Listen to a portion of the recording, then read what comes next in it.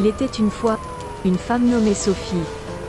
Elle était belle et fructueuse, mais trop capricieuse et aimait user de sa beauté pour se faire remarquer. Sophie vivait toute seule avec sa grand-mère Mamina, qui s'est occupée d'elle depuis son enfance, car elle avait perdu ses parents dans un incendie.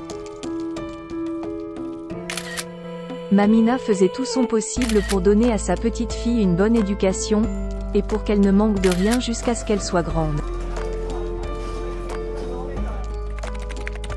Sophie avait un petit ami aimant et attentionné, qui se nommait Max.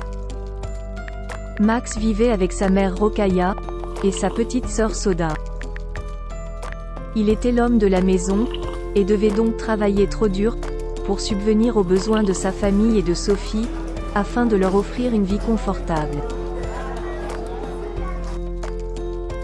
Cependant, malgré tous les sacrifices que faisait Max, Sophie avait des pulsions infidèles.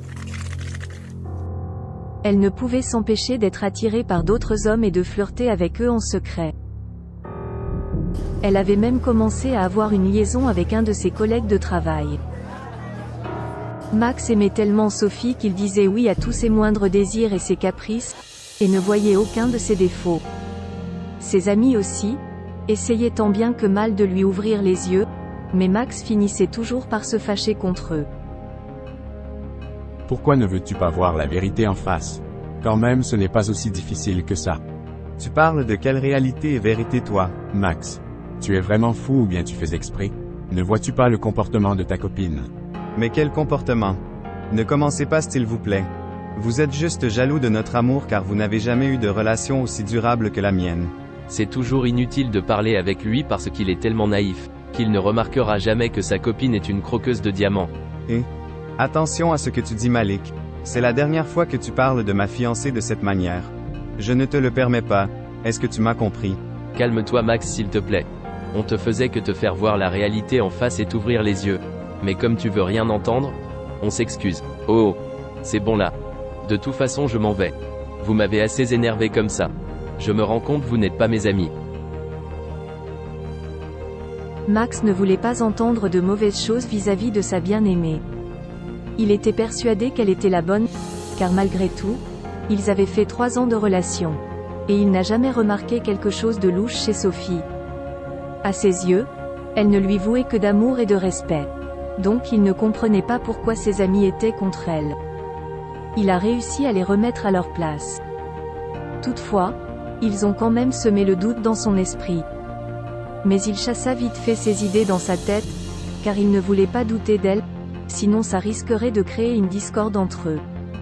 Et pour se convaincre de l'amour de Sophie, Max appela cette dernière pour la voir, mais elle lui avait dit qu'elle était occupée et qu'ils ne pouvaient pas se voir. Mais pourquoi on ne peut pas se voir? Oh désolé mon amour. Je dois accompagner ma grand-mère à son rendez-vous de l'hôpital. D'accord. Ce n'est pas grave. Mais si tu veux je peux venir vous accompagner si ça ne te dérange pas. Mais non bébé. Ne te dérange pas s'il te plaît ça va aller. D'accord. Donc à tout à l'heure. Tu me fais signe quand tu reviens? D'accord chérie. À tout à l'heure bisous. Max se sentait soulagé après avoir parlé avec Sophie au téléphone. Il refusait de croire tous les mensonges qu'on lui racontait. Malheureusement, sa naïveté et l'amour aveugle qu'il portait à Sophie, avaient encore pris le dessus car celle-ci avait bel et bien un rendez-vous, mais avec un autre homme.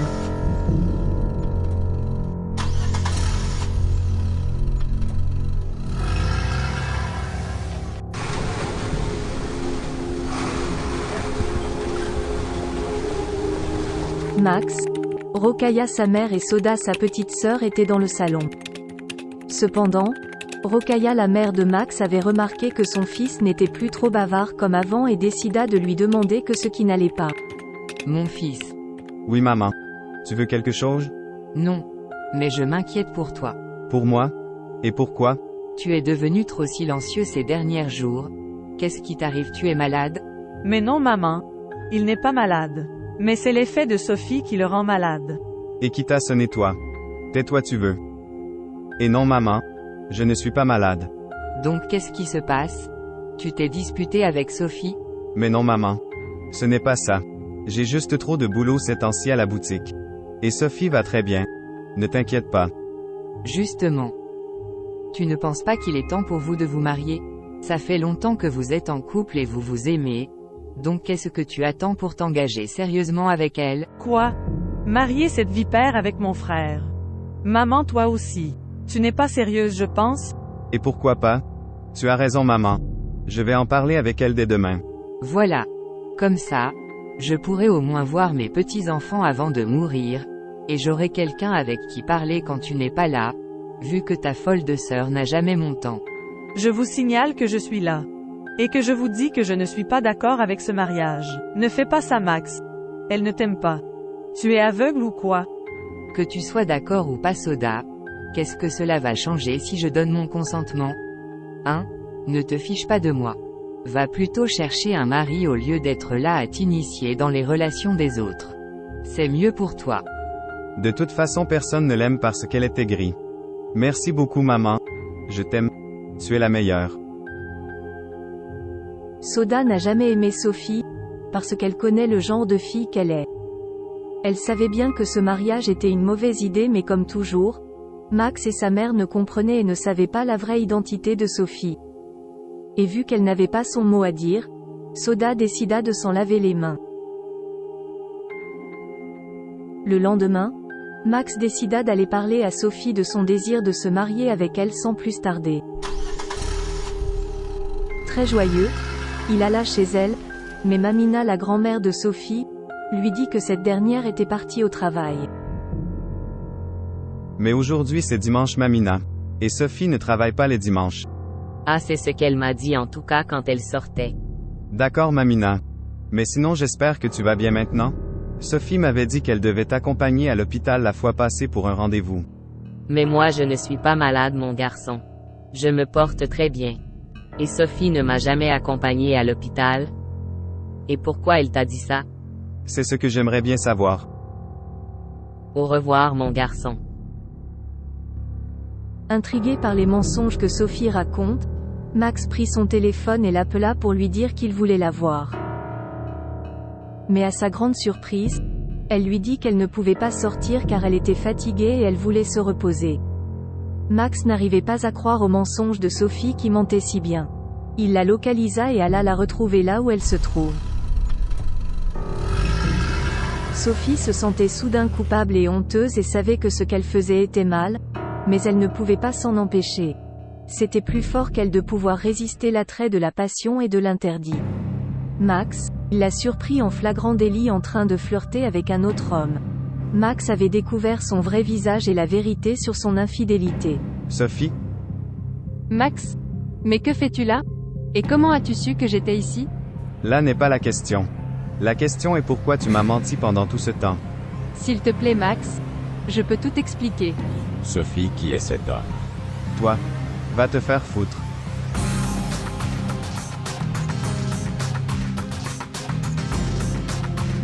Arrêtez de vous battre. Et pape, laisse-nous seuls s'il te plaît. Max, je peux tout expliquer. M'expliquer quoi, Sophie? M'expliquer quoi? La raison de ton infidélité et de tes mensonges? 1. Tu m'as profondément déçu, Sophie. Je n'aurais jamais imaginé que tu puisses me faire ça. Moi qui ai tout sacrifié pour toi et c'est comme ça que tu me remercies? J'aurais dû écouter ceux qui essayaient de me faire ouvrir les yeux. Pardonne-moi, Max. Je t'en prie. Tu sais très bien que je t'aime. Tu oses me parler d'amour, toi? Tu me dégoûtes, Sophie. Je cédais à tous tes moindres désirs et caprices. Je ne veux plus jamais te revoir de toute ma vie. Max était dévasté et bouleversé par la trahison de celle qu'il aimait plus que tout. Il avait été si bon et présent pour elle, et pourtant, elle n'avait pas hésité à le tromper.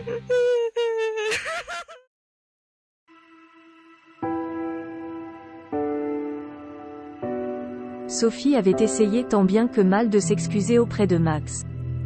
Elle l'appelait à maintes reprises, afin de lui convaincre qu'elle avait fait une erreur et qu'elle regrettait tout ce qu'elle avait fait, mais en vain.